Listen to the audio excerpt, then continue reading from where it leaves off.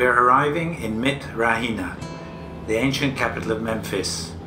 It was the administrative, religious and cultural centre of the country, as well as the royal residence for a very long period of time. From the Middle Kingdom, Thebes, today known as Luxor, replaced Memphis as the capital. But it remained the most important city in Egypt until the foundation of Alexandria in the 3rd century BC.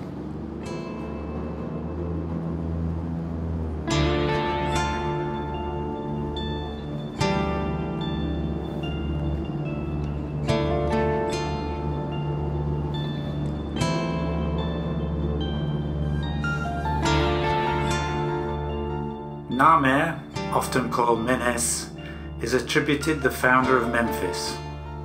He was the first pharaoh of the first dynasty more than 5,000 years ago.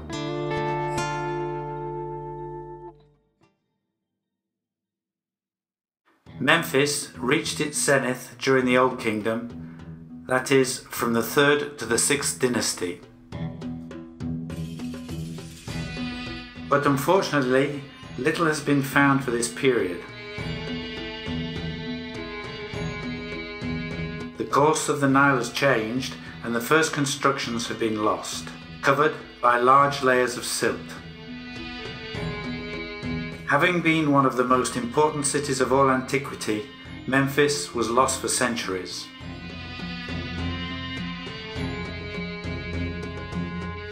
It was the scientists of Napoleon who at the end of the 18th century validated the site and paved the way for the early explorations.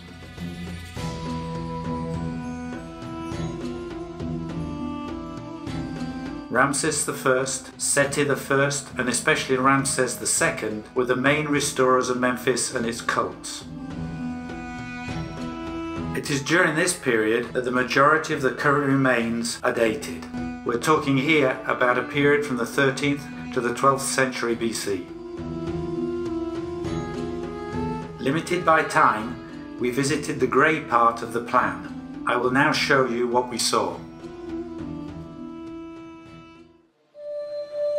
Even though lying down and partly mutilated, Ramses II has kept all his majestic airs. The pharaoh wears the attributes of his function. The nimes, surmounted by the pshent, the double crown, here partly broken, the arrayas and the hairpiece beard. On his right shoulder is engraved a cartridge with his crowning name.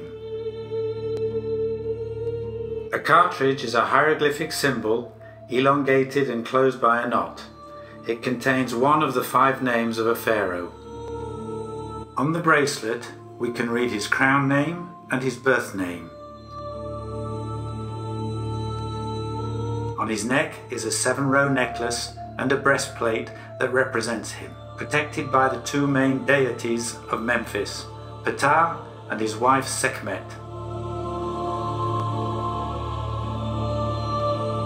He is wearing a pleated loincloth, the shendit, and the 2-headed falcon dagger is slipped in his belt.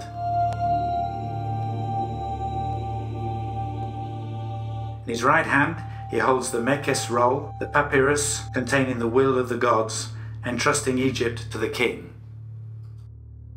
He was found by accident in one of his temples, lying down with his face downwards.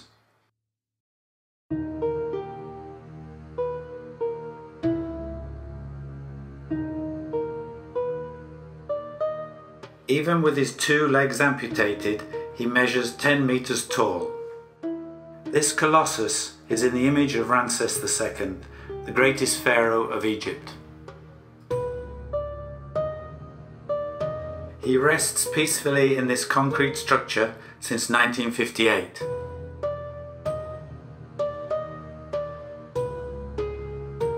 Other vestiges bear the cartridge of Ramses II or his father Seti I.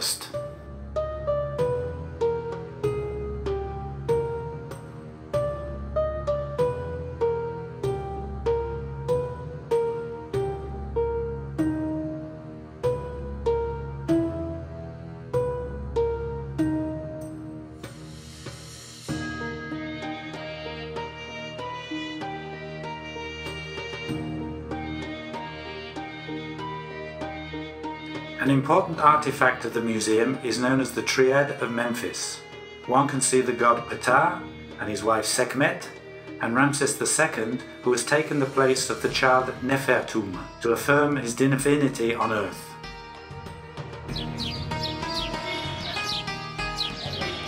When we came out into the garden, we are immediately drawn to another statue of Ramses II, unquestionably the pharaoh the most represented in Egypt.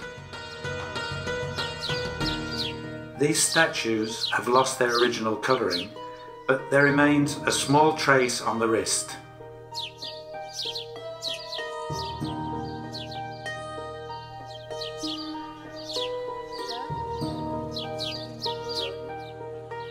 This carved stone is the base of a column from the throne room of the palace of Memphis, the son and successor of Ramses II.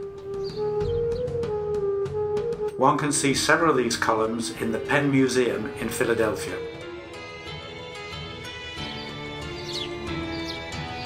Another monumental statue, known as the Alabaster Sphinx, it is the second largest sphinx after the one in Giza. It was discovered in 1912, not far away from the Colossus of Ramses II, again covered by sand and earth. Strangely, this sphinx has no signs as to which pharaoh it represents. However, it is certainly from the 18th dynasty.